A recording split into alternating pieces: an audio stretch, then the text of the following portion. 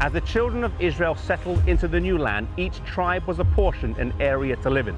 The Levites, however, were not allocated any territory, for their inheritance was their responsibilities in the tabernacle services. But they were given 48 cities, 6 of which were unique and had a special purpose.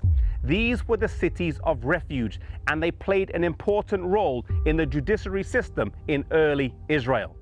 The Levites would establish and maintain these cities and preside over them as the judicial authorities. These cities were to be divided evenly, with 3 on each side of the River Jordan. The purpose of these cities was to provide refuge in a disputed case for anyone where manslaughter occurred. If someone committed intentional murder, then this wouldn't cover them. They still had to pay the price for their crimes. But if someone died at the hand of another and it wasn't intentional, or it was an accident, then the accused could find refuge in one of these cities. The names of the city were Kadesh, located in Naphtali; Shechem, located in West Manasseh; Hebron, located in Judah; Golan, located in East Manasseh; Ramoth Gilead in Gad; and Bezer in Reuben. The roads to the city of refuge needed to be well maintained to provide a smooth passage for the fugitives, and the signposts along the way needed to be well marked, bearing the words Miklat, or refuge. If someone was running to the city of refuge and they were being chased, and they needed to know which direction to take, they had to be able to read the sign very quickly.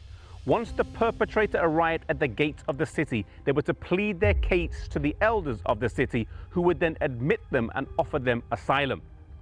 If someone came to the gates demanding the blood of the accused, the elders of the city were not allowed to give them up. They were protected inside the city. The offender would live in the city until their trial before a gathered assembly. If the high priest ruled in their favor, then they could stay in the city and live there until the death of the high priest, after which they could return to their home. They were safe as long as they stayed within the confines of the city. If they left the city and the one who sought revenge found them, then they could kill them without being guilty of murder.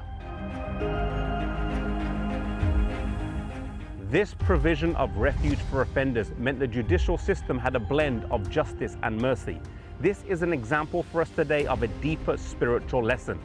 We are to find refuge in the salvation that Jesus offers to us. As long as our lives are hid in Christ, then we are free from any condemnation that comes our way. Jesus covers our unrighteous lives with His righteousness as long as our hearts are surrendered to Him. May you find forgiveness, assurance, and refuge in Jesus today.